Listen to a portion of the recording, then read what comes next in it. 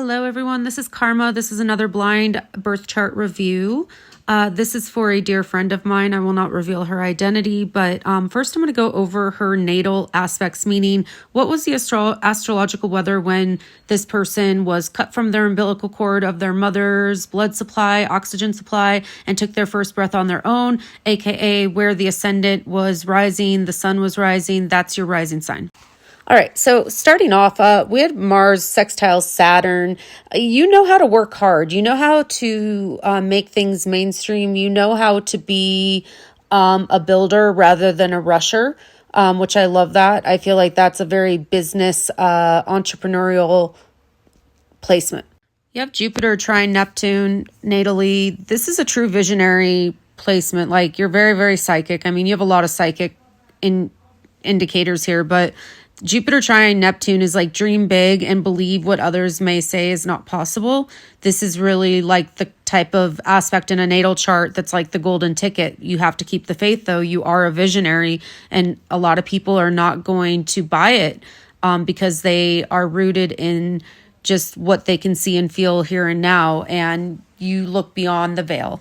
You have Uranus conjunct your North Node. I mean, you're a rule breaker. That's probably why we get along. You're not here to fit in. You're not here to be like everybody else. Your soul's mission is to be one that embodies strength, but also originality. With that Uranus energy, that Aquarian energy, there can be nervous tension in the body, so you just have to kind of mitigate that. But at the same time, you're here to stand out. You're here to be different. You're not here to be liked. You have Neptune sextile the midheaven. So you do have this like dreamy energy. I think that's true about you too. Just like from observing you, you're very beautiful. You're very ethereal type energy. I mean, it doesn't surprise me. You're a reader. Your spiritual work is really important in this lifetime. So trust your gut.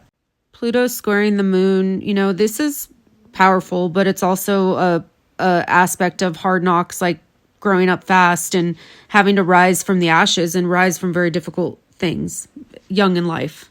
You have Saturn square Mercury, so communication's not easy for you. I feel like you have a hard time communicating with people effectively, so that's something that you just have to kind of work through. I mean, you do have the moon in Scorpio, so you feel these emotions very and profoundly, and there's like a volatility to that energy, so it's not an easy aspect. Saturn square Mercury can make you kind of like even prone to like depression because your thoughts are very Eeyore-like. If you think of Saturn, you know, Capricorn, Aquarian energy, it's not like emotionally understanding. It's more like, okay, quit being a little bitch and just accept that it sucks. Like, it's like that kind of energy, which isn't really very uplifting, but it is Saturn. So again, you have Pluto conjoining Saturn, so this is like a grow up, fast and furious type energy. Like, I could see you doing some crazy shit young in life that most people are like, why'd you do that at that age? You know, so there is a hard knock energy here. You know, you can be blocked by others or like told that you're not good enough, and you have to really set your boundaries of what you know is true about yourself with this aspect in the chart. Venus squaring the ascendant. You know, I think you mean different things to different people. So you kind of have like this like energy of like you could be the best to one person or the savior to one person and then be the villain to the next person. And so there is kind of this sometimes how you're trying to come across can't or isn't always received in the way that is really where your heart is. So sometimes I think there can be a misunderstood energy here with how you come across because it's dealing with the ascendant and then Venus, which is like our relationships and how we form relationships with others. And square aspect, it's not easy. So I would say that this is kind of understanding that you're not going to be seen in the same light to each person. You have Sun trine Chiron. You're a natural healer. I mean, but I also feel like too that you have to learn how to turn your pain into power. And that only happens with building for you because, again, that Mars sextile Saturn we talked about. There's a lot of strength in your chart. There really is. Moon square Saturn, I mean, not an easy aspect in the natal chart. I'm not going to sugarcoat it. There is a heaviness. There's a sense of loneliness even early on. Like, this is kind of the energy of you having to be your own best friend at a young age, and that's hard. So sometimes it can be hard for you to express what you've actually been through, but people can feel it in your energy, like they know. But at the same time, I think that this is like the fuel that helps you push yourself to the next level.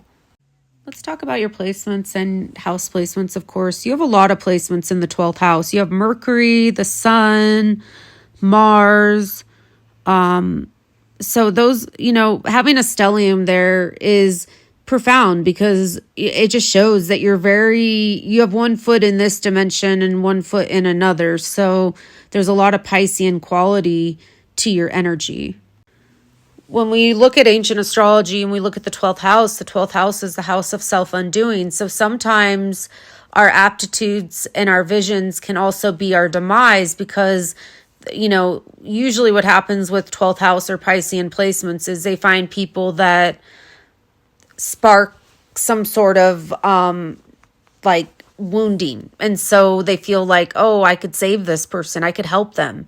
They're just wounded. They need some extra whatever, and I think too with the Mars in the 12th house, like you can undermine yourself a lot. And I say that with kindness. I'm not trying to be mean, but it is what it is. So Mars in the 12th house, I'm just glad you're not a drinker or a schmug user because that could really be a dire place in the natal chart.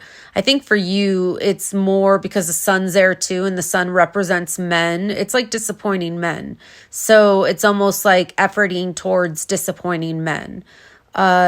This doesn't mean that has to always be the case. I think there can be a lot of healing and a lot of freedom that can happen in the 12th house. It is the house of spiritual renewal, but it can also be the house of like spiritual confinement. So, the 12th house is one of the scarier houses of the zodiac. But at the same time, there's like you are getting some benefit from it because there's a lot of spiritual knowing and spiritual awakening in the 12th house and even spiritual renewal.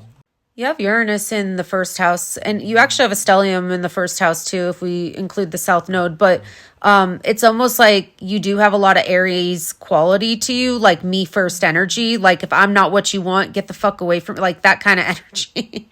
And I mean, I love that as an Aries. I love that. But, it's not for everyone. Some people can take it like that you're way too intense or you're too much or you're too dramatic. But that's okay because Aries energy, first house energy isn't really here to appease people. Again, also too, you have Uranus in the first house. Like you are meant to be a trendsetter. You're not meant to be a follower by any means. I mean, Uranus in the first house is really a revolutionary energy. It really is. So, you're supposed to be different.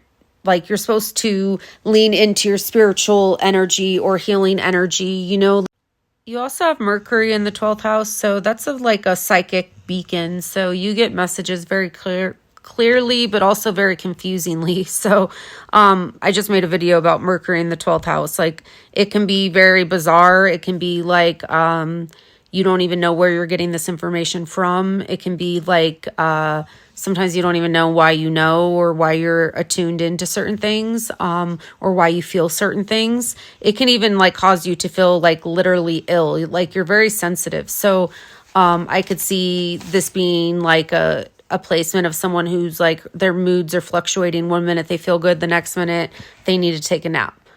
Your Venus is in the 10th house. So, you can really make money off of your beauty. Anytime I see Venus in the 10th house, I'm like, ooh, you should be a content creator or you should do something with aesthetic, like aesthetics or whatever.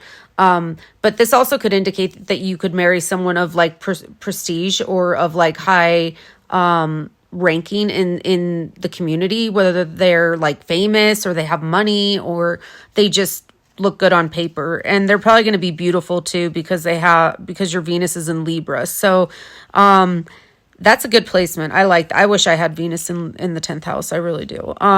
You do have Chiron in the 8th house. This is always a difficult one to talk about, but this usually indicates like sex abuse or some sort of stuff in that realm. And so that's where your wounding is in this lifetime. That's where what you have to work through and what you have to heal through and forgive, even though that forgiving doesn't mean that you forget or that you are okay with what happened, but it's almost like it lets you off the hook. So that's where your wounding will be. And also I would say too, this could be a placement of someone who is like sexually ridiculed or who's exploited sexually by people. So Chiron in the 8th house is not easy. And I mean, in Leo, like, you know, it's dramatic. So it's going to be like, it's going to be a lot. You also, I want to end with Jupiter in the 9th house in Virgo. So, you know, you're going to get your luck by traveling. Jupiter in the 9th house like screams like foreign travel to me, like where you will get like lucky breaks, expansion. You could even meet your soulmate abroad.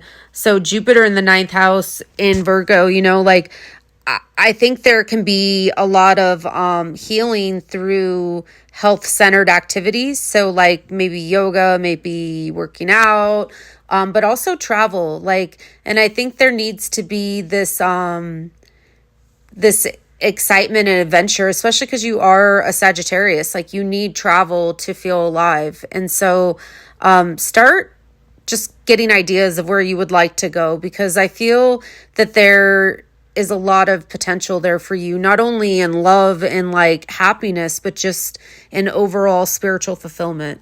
I want to say also too that just be mindful as we get closer to this full moon in Sagittarius. That's going to be in your 12th house again of self-undoing, the psychic mind, addiction, all those things. So just be really careful as we get closer to June 11th. That's when the full moon will be in Sagittarius at 20 degrees. And it is pretty close to your Mercury and your Pluto. So I would honestly stay in. Currently too, you have Saturn trine Mars. So you are in like a builder regeneration energy right now. This is a really good time to commit to something like body goals, business goals, like outreach goals as far as like your social media, because I know you create. I mean, Venus in the 10th house, wow, like you should continue to do that for sure. You have Neptune trine Mars right now, so it's more about you taking inspired actions with your spirituality and like your goals in that regard. You're definitely being guided by like something bigger than you right now. So spiritually, you do have Neptune sextile your natal Saturn, and this is actually giving the spiritual dream wings and structure. It's actually giving it some stability and some structure behind it. So this is a really good time to put yourself out there, start creating. You know, even if you do like get ready with me's or whatever, you know, like Venus in the 10th house is really, really good for content creation and also making money off of your beauty.